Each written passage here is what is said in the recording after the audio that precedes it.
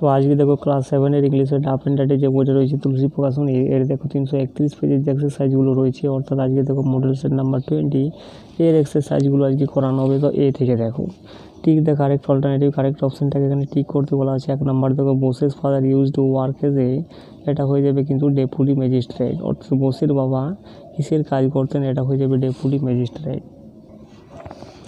দ্বিতীয় নম্বর দেখো নাও মুন্সিফগঞ্জ district is in, মুন্সিফগঞ্জ ডিস্ট্রিক্টটা কোথায় রয়েছে, তো এটা হয়ে যাবে বাংলাদেশ। 3 নাম্বার দেখো দ্য লিডার অফ দ্য ব্রাহ্মণ সমাজ ওয়াজ, এটা হবে ভগবান চন্দ্র বোস।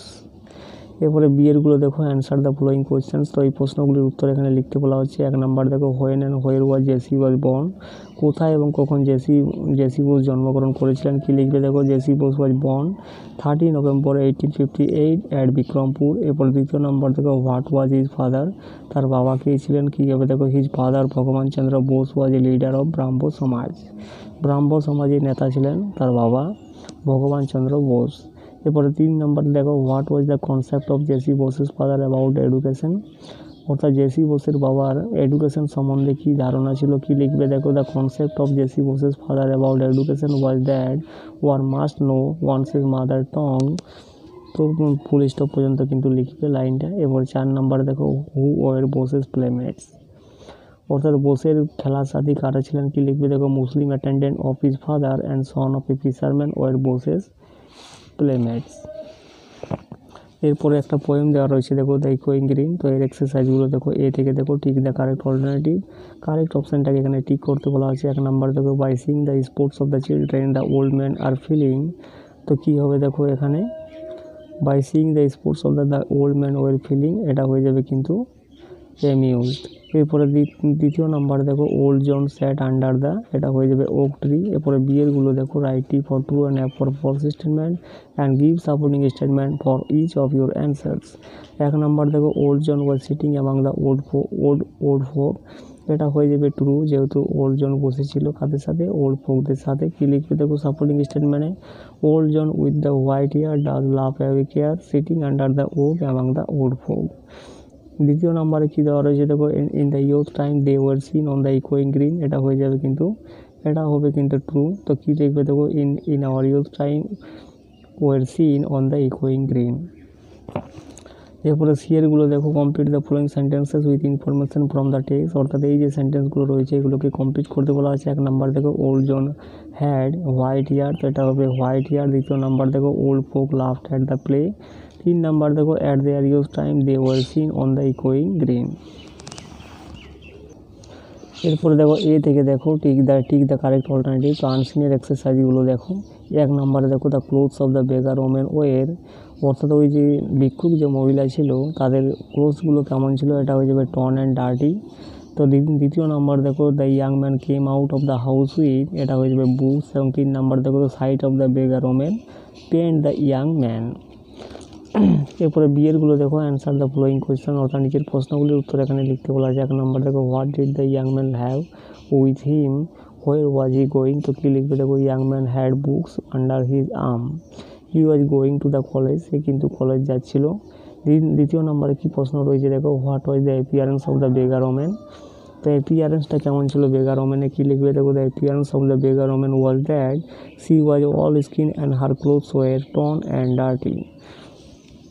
3 নম্বর দেখো what did the young man do with the money he got, ওই ইয়াং ম্যানটা টাকাটার সাথে কী করেছিল যেটা তিনি পেয়েছিলেন, কী লিখবে দেখো the young man used to get money from home for going to and coming back from the college by tram.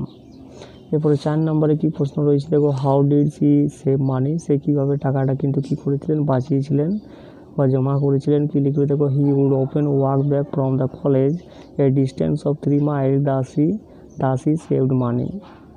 এরপরে সিএরগুলো দেখো write T for true and for false statement, true ফলসগুলো কিন্তু লিখতে বলা হচ্ছে। 1 নম্বর দেখো the young man had a nice house, young ম্যানের কিন্তু একটা সুন্দর বাড়ি ছিল, এটা অবশ্যই ফলস হবে। এবং দ্বিতীয় নম্বর দেখো the young man walked back from the college a distance of 3 Miles, অর্থাৎ ইয়াং ম্যানটা কী করতো কলেজ থেকে হেঁটে কিন্তু বাড়িতে ফিরে আসতো প্রায়, যেটা কিন্তু যার দূরত্ব ছিল প্রায় 3 মাইল, এটা হয়ে যাবে কিন্তু ট্রু।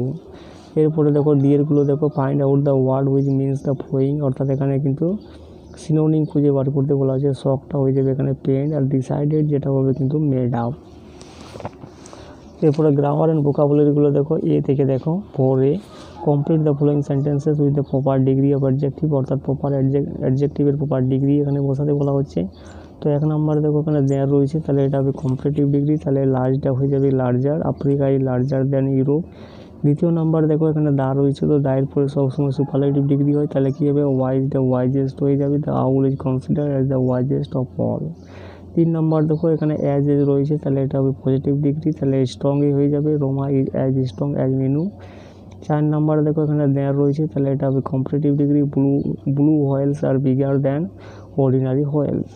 5 নম্বরে দেখো এখানে দাঁড় রয়েছে, তাহলে এটা হবে সুপারলেটিভ ডিগ্রি, তাহলে ক্লেভারটা হয়ে যাবে ক্লেভারেস্ট, তাহলে কী হবে the Fox is known as the cleverest of the animals.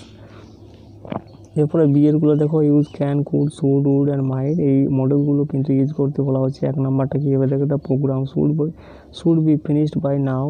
দ্বিতীয় নম্বরটা কী হবে দেখো, the boy can run fast. 3 number দেখো, you must take care of your health.